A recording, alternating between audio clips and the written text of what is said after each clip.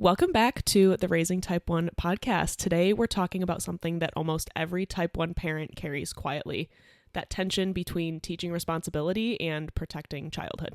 Because Type 1 asks things of our kids that their peers never have to even think about.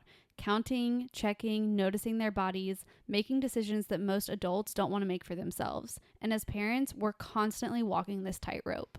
We want our kids to be safe, we want them to be capable, and we want them to grow into confident humans who know how to care for themselves.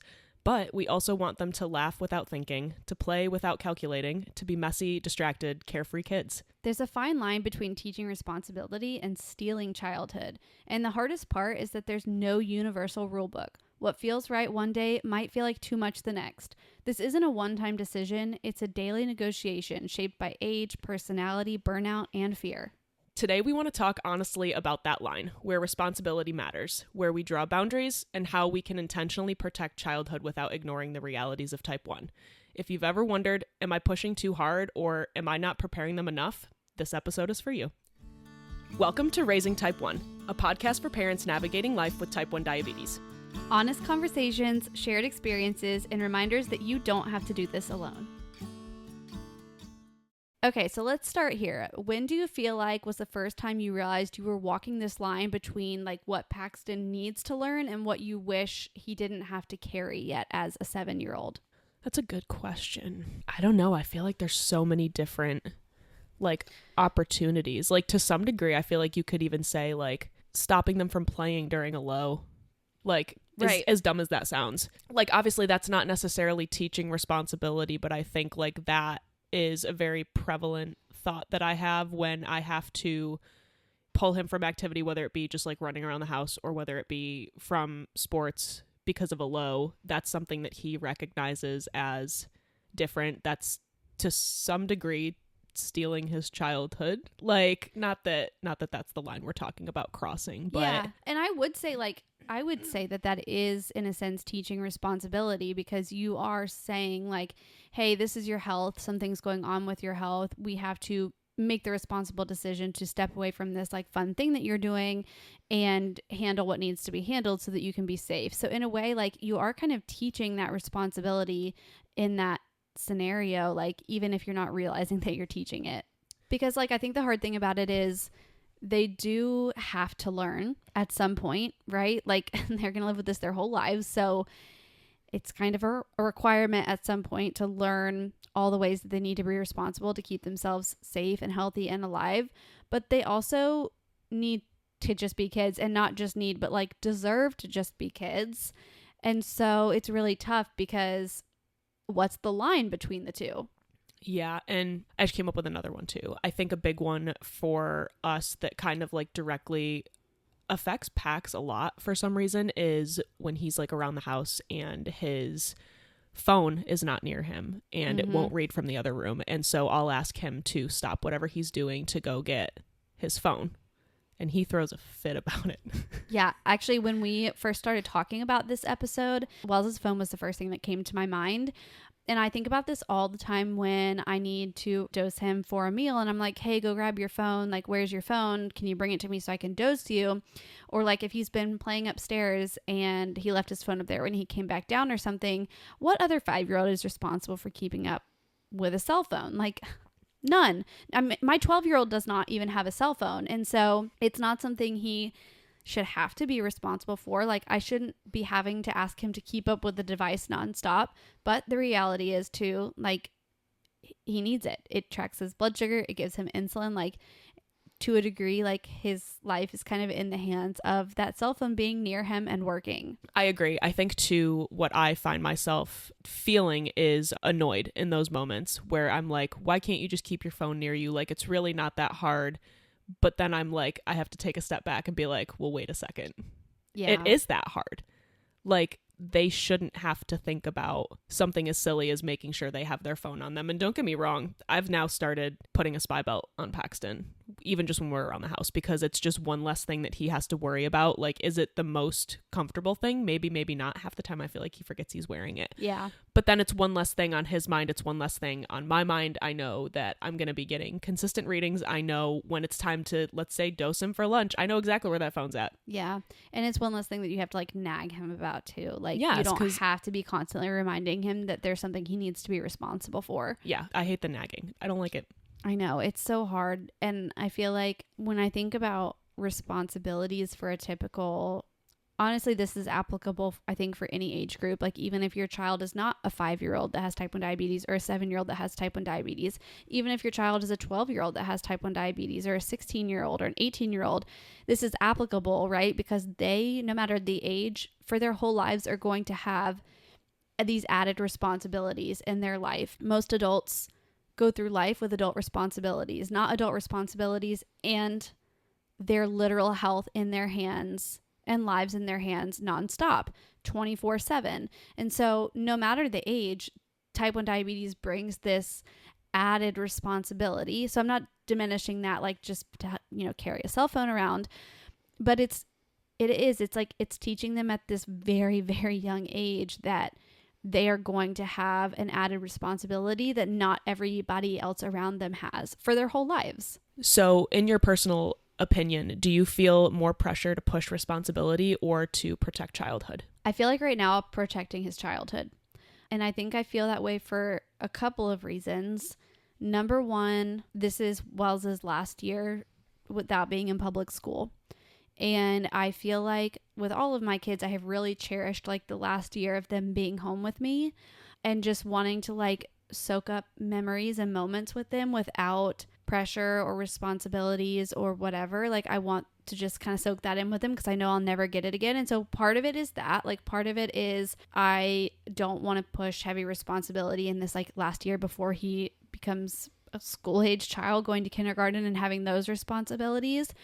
But also, I don't know, and this is probably like maybe specific to Wells, but Wells also has a dietary condition or a GI condition called CSID that really restricts his diet. And I think because I feel that, I don't know that I would say that's taking away any of his childhood, but it certainly is something else that we have to be responsible for. I don't like to push him in other ways too much. And I feel like usually I can like kind of gauge his mood and his, feelings on things in the moment. So sometimes it is moment by moment. Like today, we needed to change his cartridge in his pump. And I was like, hey, do you want to help me do this? And he was like, yeah, he was in a good mood. It was like first thing in the morning. And so he did. He helped me change the insulin in his pump. And while we did that, we talked about diabetes. I used it as an opportunity, I guess is what I'm trying to say, because he was in a good mood, like the opportunity was right. And I'm like, okay, this is time to kind of push a little bit of that responsibility and understanding about the disease. While I have him here, we're doing this together. And so I was like, why do you have to put insulin in your pump? And he was like, because it's my insulin pump and I need insulin. And I'm like, well, why do you need insulin? And he said, because I have diabetes. And I said, well, what does that mean? Like, what does diabetes mean? And he's like, my body doesn't make insulin anymore. Like, just kind of trying to like take the moments I can when the vibe is right, for lack of a better word. It's a vibe. To like seize the opportunity, you know what I mean? Yeah. But yeah, those are kind of some of my reasons. And like the CSID thing, I think just kind of amplifies that for me a little bit because he's already having kind of this extra thing that is a little bit unfair, that he just like can't eat normal things and his diet is very limited. And so I don't know. What about you? No, I feel like first, before I yap about myself, I feel like that's a valid thought because type 1 by itself is something that is going to cause these kids to like grow up sooner than they need to. Yeah. And then on top of the fact is that Wells doesn't have the liberty of just, hey, I'm going to bolus myself for a cupcake and call it good. Like, right. That's not an option for him unless he's willing to go through the pain for it. Like, yeah.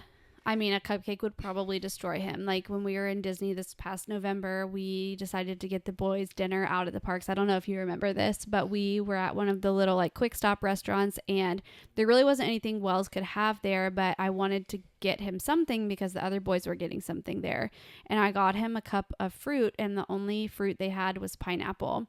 And I let him have like half the cup of fruit and it he doesn't, again, like this CSID, he can't digest carbs well, especially like sucrose heavy carbs. So like even fruit, like pineapple is very carby. It's very sucrose, like it's very sugary. And it killed his stomach. We ended up leaving the parks early that night. I don't know if you remember, because his stomach was killing him. I do remember. And he was miserable. And so like he truly cannot tolerate it. He cannot tolerate it. Like if he eats a bite of ice cream, he throws up. Like it's that intense. And so it just, like, honestly, it just sucks for him. Sometimes I think the CSID is like just as bad as the type 1 diabetes, honestly. In its own way, I totally agree, because I mean, that's why I think you strive so hard outside of the type 1 and the CSID to give him as normal of a childhood as possible.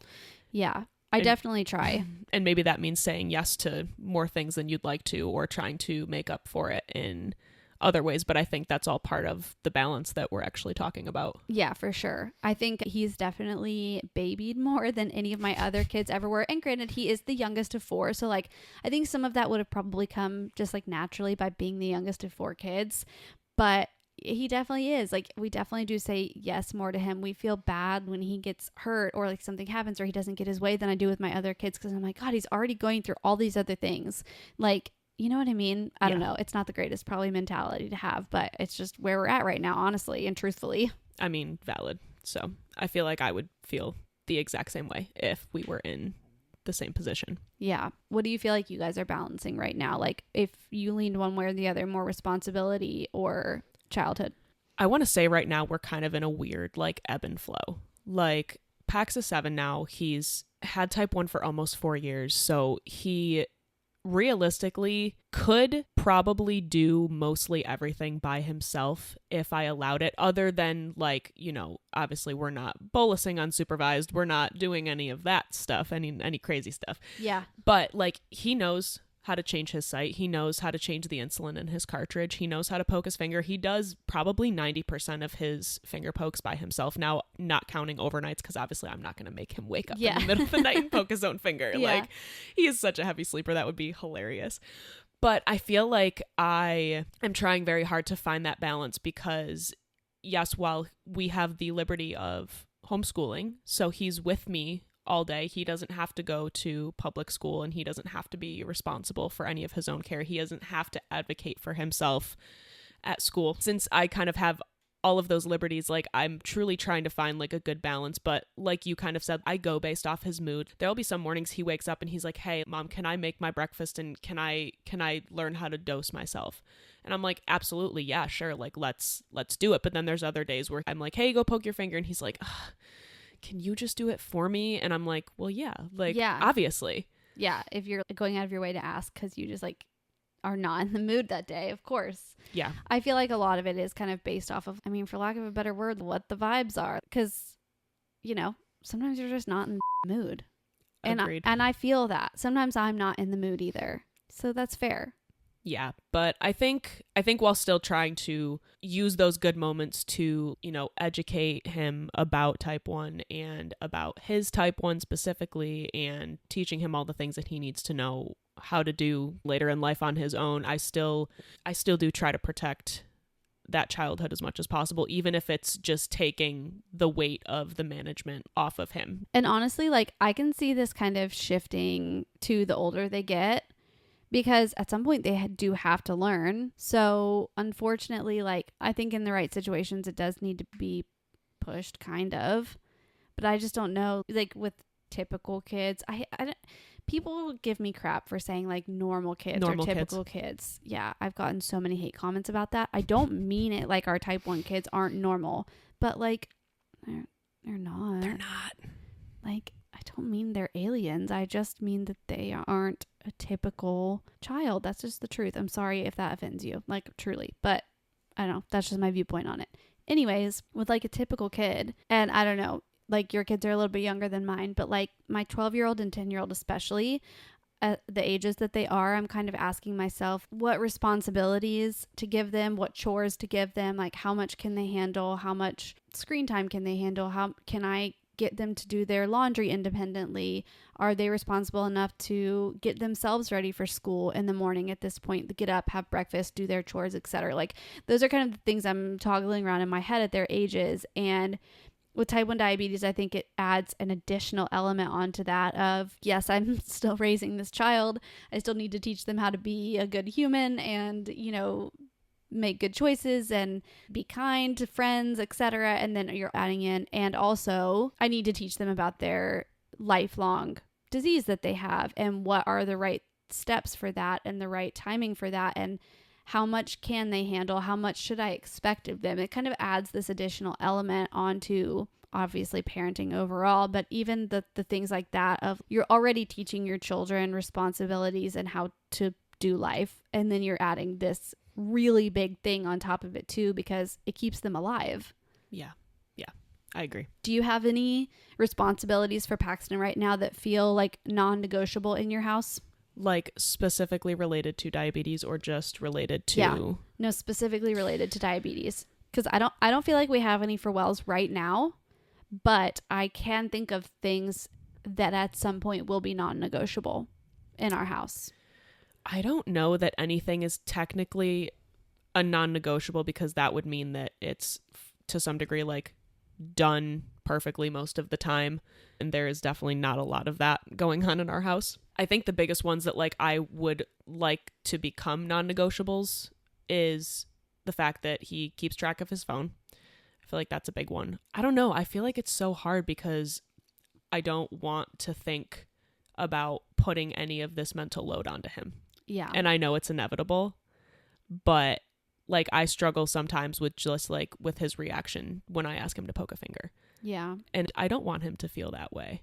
I get what you mean though, because I feel like I would feel the same way. I don't really ask Wells to do anything independently at this point. I mean, sometimes I do have him help poke his finger or something, but I'm not having him do it completely by himself. But I can understand, like, it's so hard because as a mom, you would be like, yes, of course I'll help you with this very unfair thing that you were dealt. Like, this is not fair. This is not normal life stuff. I don't want you to be having to deal with this at all. Yet now I'm responsible for teaching you. And like, what the heck is the line between it's not trying to make him be independent because it's easier for you. It's helping him try to be independent because it's preparing him for his unfortunate reality. Like, it sucks, yes, but it also is reality, you know? Yeah. And I think I kind of get lost in that mindset to some degree, where I'm so now to some degree used to like him poking his finger, where I'll be like, hey, go poke your finger. He does it. He comes back. He gives me the reading. And then I decide what to do from there. But then there's some times where like he'll push back and I have to like catch myself to not get annoyed, because I'm like, well, wait, that's yeah, that's not fair for me to do, because I'm so used to it being a certain way. Right. You're kind of so used to him just like doing it and handling it that when he like pushes back at all, you're like, oh, come on, just like do it. Just freaking do it. Yeah. But then at the same time, it's like, but I hate that you have to do it. Like, I hate that I have to even ask you to do it at all. Yeah, exactly. I feel like like I said, I don't think we have any non-negotiable responsibilities at this point. However, I have thought about this, like things for the future of expectations, especially college. And I don't know, this might be controversial. I don't know. Maybe I'm open to constructive feedback if people have opinions on this. But if Wells chooses to go away to college, I have an expectation that he is taking care of himself while he's there. And that doesn't mean perfect management. I don't expect perfect numbers, obviously. Like, diabetes will diabeat and I know that. However, I do expect that you are being responsible if you're choosing to drink. You're like being blood sugar responsible if you're choosing to drink. I expect you to keep me on Dexcom Follow. Especially if I'm paying for your college, that's non-negotiable. That's a non-negotiable. And as long as you live under my roof, I expect you to keep me on Dexcom Follow. Like, I think I would have a consequence. Like, if you take me off of that, that's a problem for me. And I expect like you to be taking care of yourself in the way that like you're changing your sites on time and you're changing your Dexcom on time and we're using new insulin in our cartridge when it's due. Like, for the sake of the fact that you have to take care of yourself, and I'm really sorry that is your reality. I wish I could take it from you, like truly and wholeheartedly. I wish I could. If I could, I would take it away from you and give it to myself. However, I can't. And the reality is, like, this is something you have to deal with forever.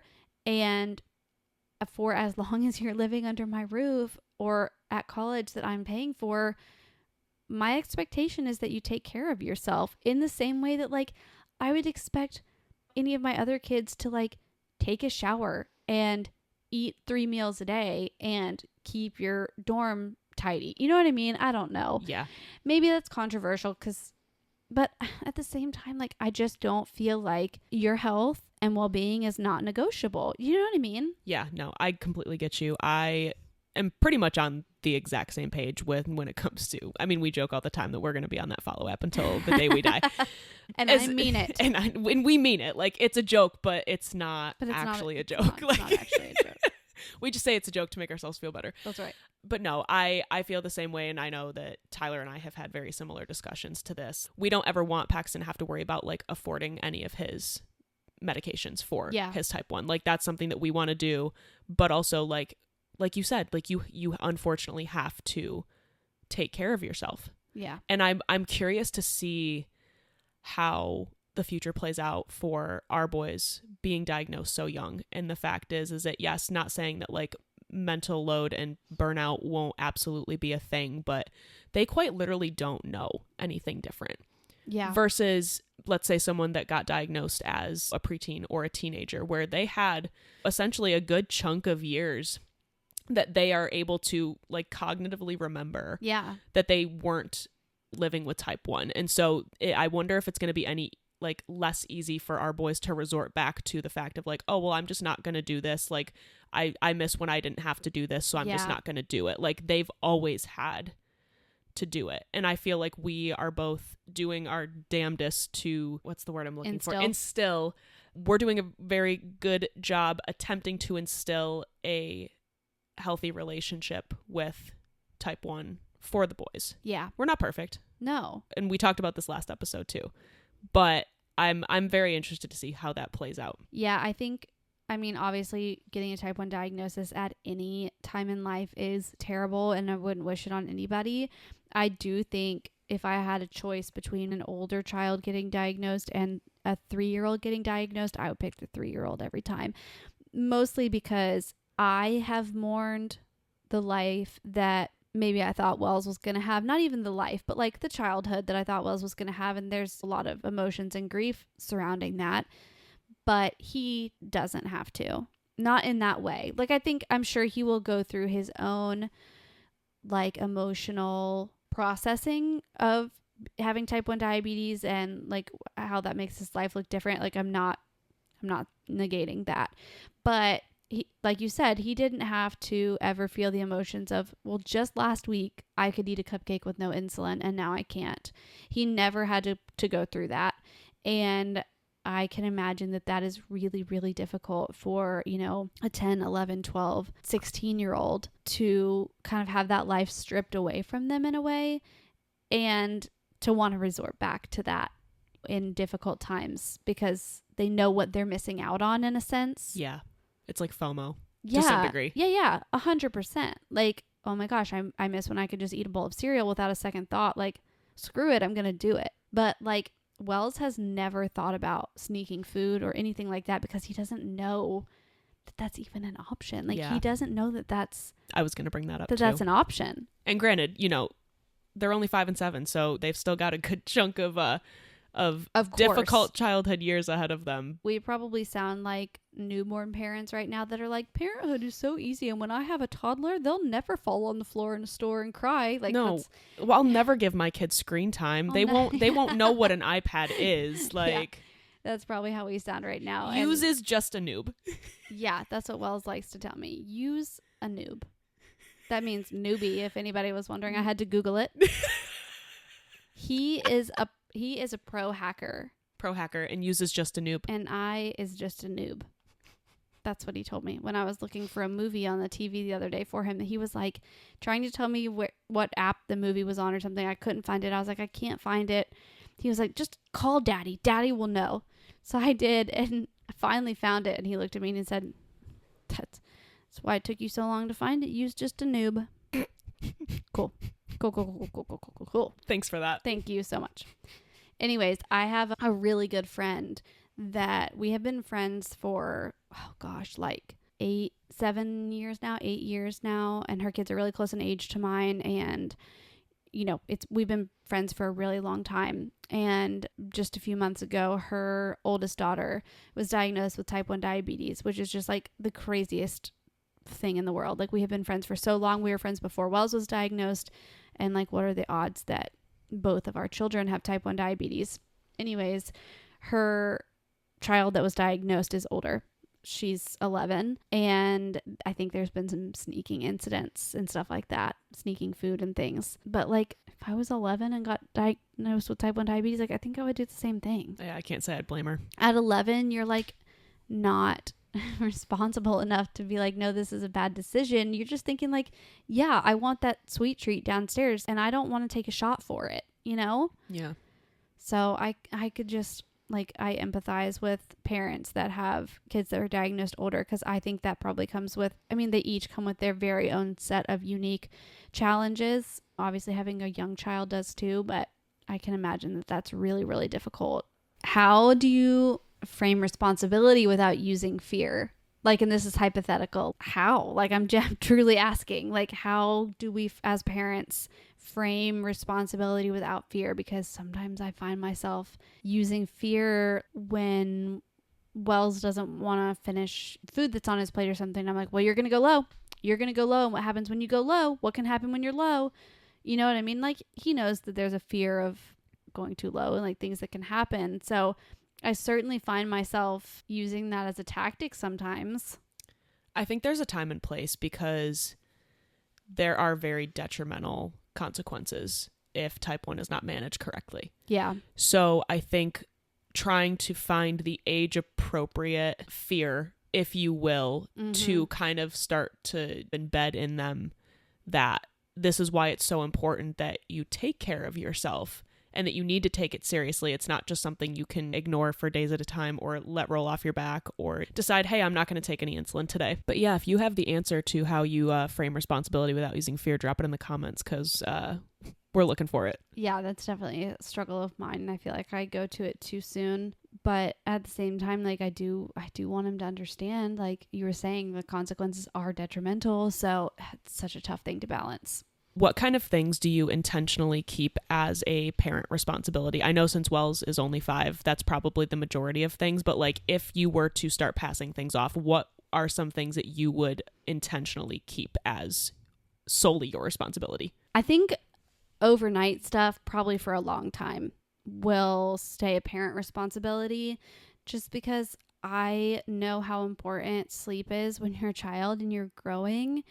And I value quality sleep for him. I think it's really important for him to get to sleep as well as possible for as long as possible. Even when he's a teenager, I could see myself still kind of carrying that responsibility for him.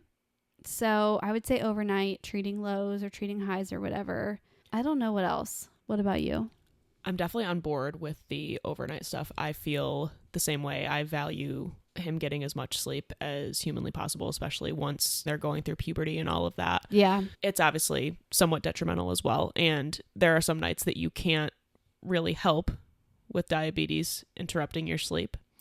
So I think also taking that off their plates, where we just wake them up enough to down some glucose and then they go right back to sleep. Yeah. Probably never even really woke up, honestly. Yeah. I know both the boys are pretty heavy sleepers. Yeah, I could see myself maybe getting some kind of glucose display for his room at some point so that he can see his number, because like, we don't keep Wells's phone in his room. We keep it outside of his room because he's 5. He doesn't need a cell phone in his room, and it'll probably stay that way for a long time because none of my kids at this point have cell phones, even my 12-year-old, and don't plan on getting one for her anytime soon. So I could see, though, getting a glucose display so that he can kind of correlate how he's feeling with what his number is and start having that a little bit more in front of his face to see it and like watch his own trends and stuff like that even at night. But I would never expect him to just handle every low in the middle of the night on his own or anything like that. Like, definitely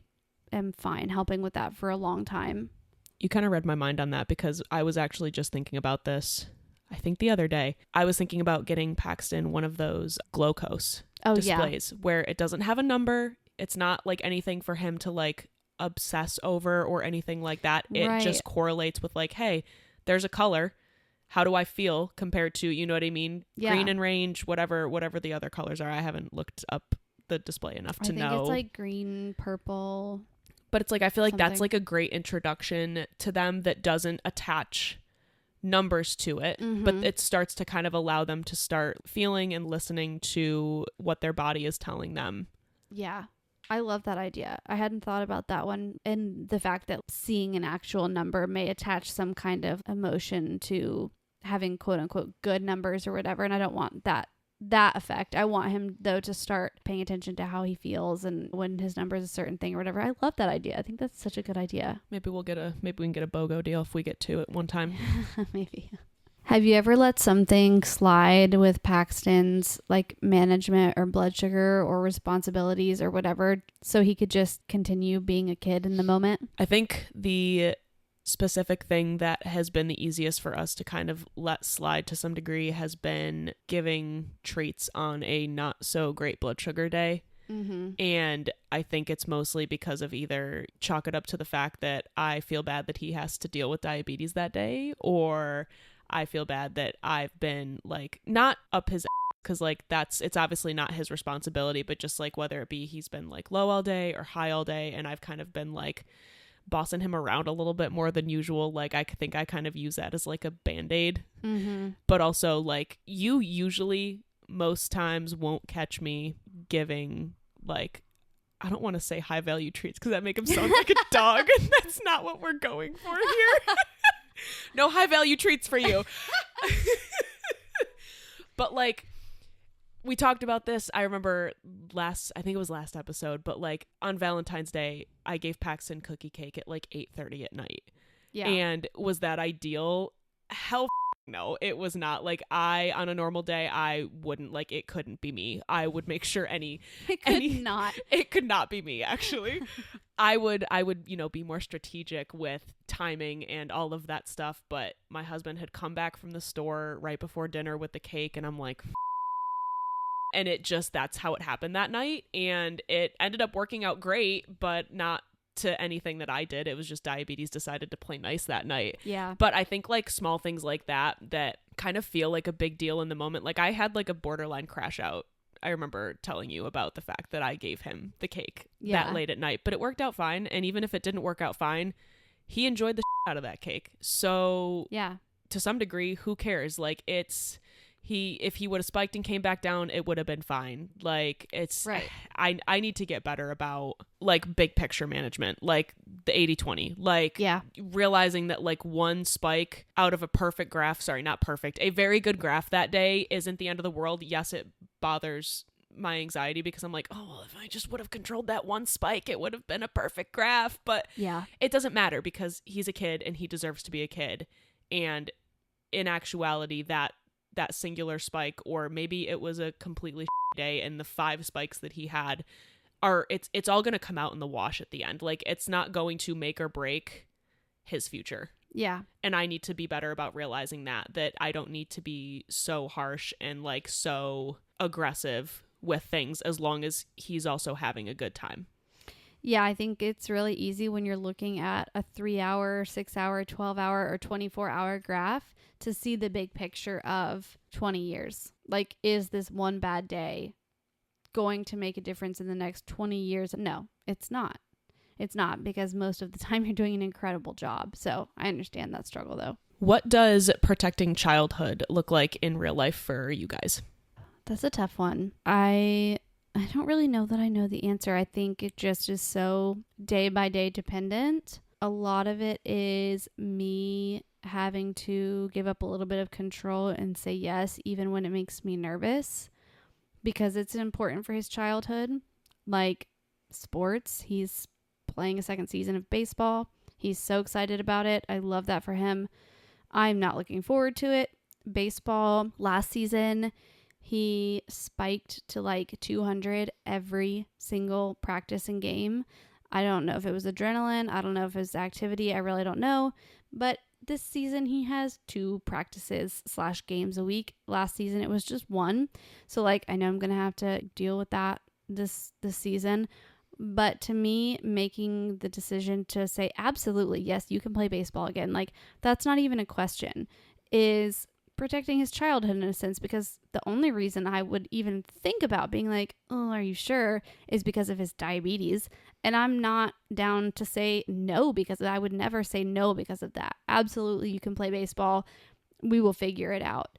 Unfortunately, I can't do it in a lot of treats or dietary ways because he has a whole, like, obviously other condition that isn't negotiable. Like, it's not as simple as me just being like, yes, you can have this and it'll be fine, because it impacts more than just blood sugars for him. But I think things like activity and sports, or playing outside, or going to the beach. When we went to the beach this past summer, there was a day that we were out on the beach for like 5 hours straight.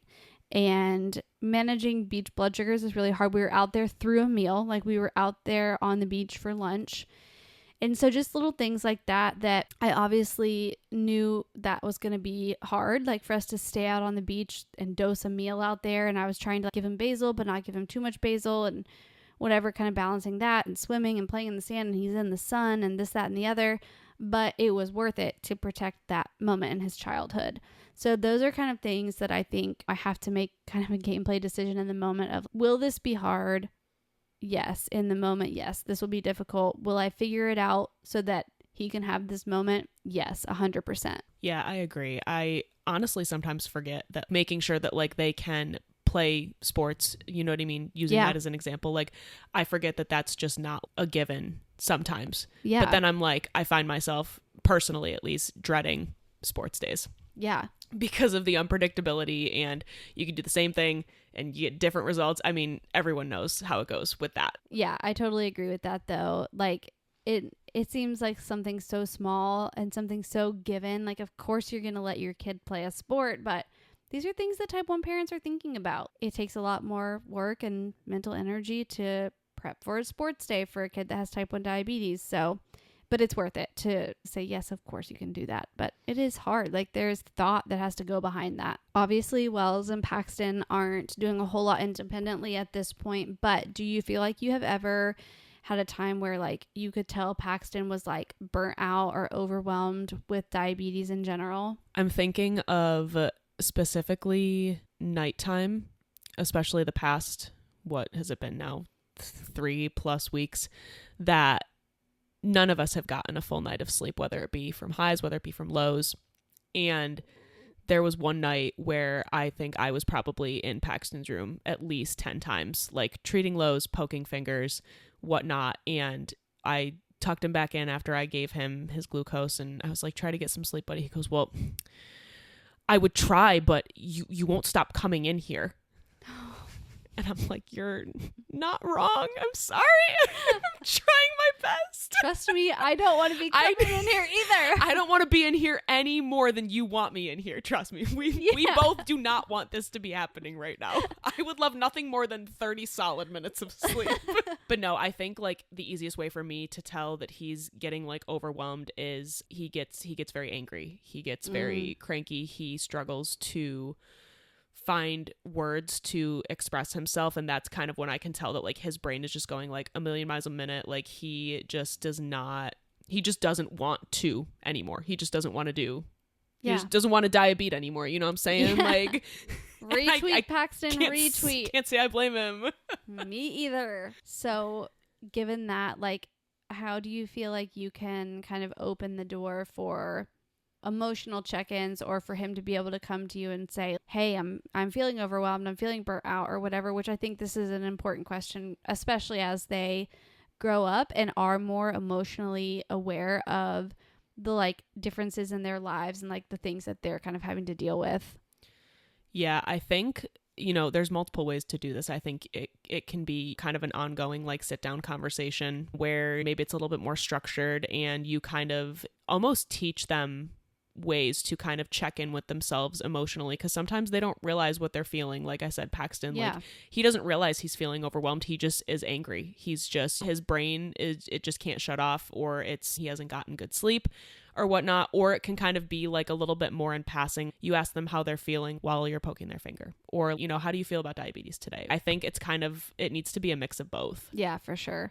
I often ask Wells, like in random situations, how do you feel about having diabetes? Wells is I'm very interested to see how his emotions kind of like unravel as he gets older, because Wells is kind of, I don't know that I want to say closed off emotionally, but kind of like shy about his emotions a little bit. Like if he gets in trouble for something, totally not even diabetes related, like if he just gets in trouble, he is very guarded about the way he feels about getting in trouble and stuff like that. I don't know if that makes any sense, but I can tell he's kind of that way about diabetes. And I'll ask him like, how do you feel about having diabetes? And he'll be like, good. I feel good about it. I'm like, you like having diabetes? I'll be like, it's fine. Like he's very kind of like quick to answer. And so I'm interested to see as he gets older, because I don't believe that. Like I think he doesn't like having diabetes, obviously.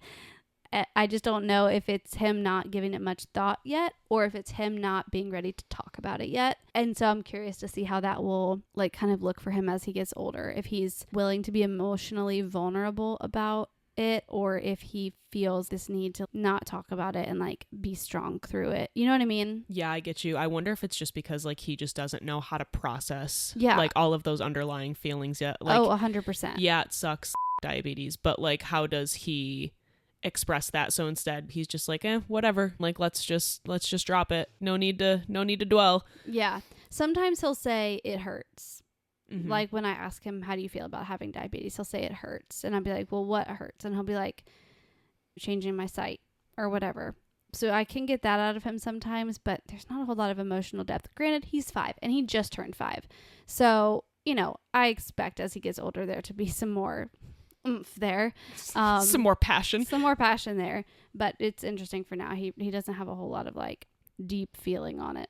Yeah, I think lately Paxton does have a lot of feeling on it, actually. Quite literally the opposite. Yeah. But he's been very into, like, his go-to line has been, I just want to rip my diabetes off. And I'm like, first of all, valid. Yeah. Second of all, unfortunately, that's not going to do quite literally anything. And so, like, that's like a discussion that we've had with him a lot, that like, hey, logically speaking, yeah, ripping off your diabetes sounds like it's gonna help. But realistically, you're still going to have diabetes, even if you rip your Dexcom off, and even if you rip your pump off, it's just going to mean that you're way less safe. Mm-hmm. We're not going to be able to see what your blood sugar is, and you're not going to be able to get insulin, and that's going to make you sick. So I think it's kind of like that reminder that, yeah, this does suck, but unfortunately, these things are here to keep you safe. Yeah. Yeah, I guess in his mind, he's like, well, if I take these devices off, I don't have to deal with it anymore. Yeah. Which is such a tough concept for a child to understand. Like, no, the devices aren't the disease.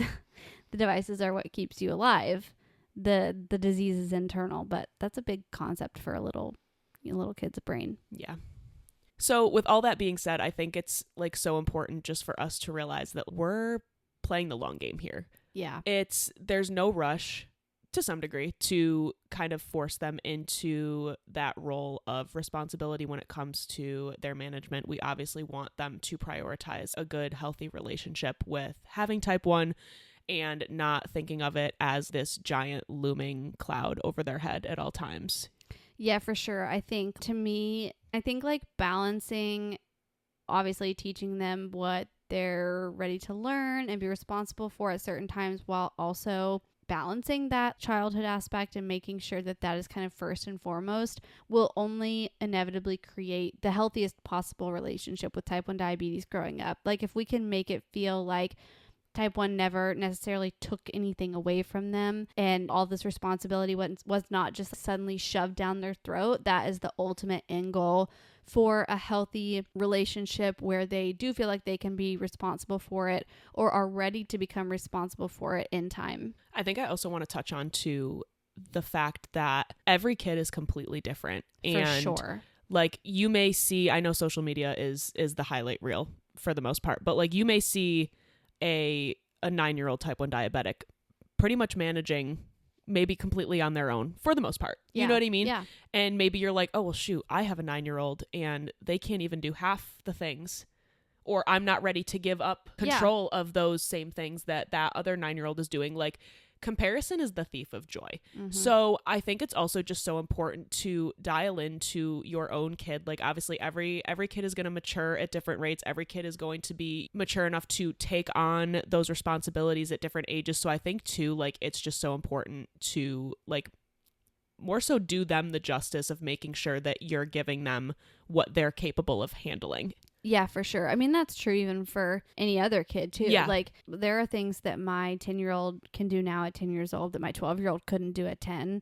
Or, like, vice versa. Things that maybe I would trust her with that I wouldn't trust him with. It's so kid-dependent. And, like you said, every kid is going to be different.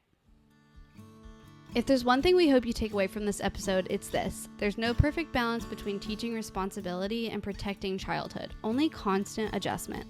Parenting a child with type 1 means you're always recalibrating. Sometimes you push, sometimes you protect, sometimes you realize you handed something off too soon, and sometimes you realize you were caring more than you needed to. And none of that means you're doing it wrong. You're allowed to teach responsibility and protect childhood. You're allowed to stay involved even when your child is capable.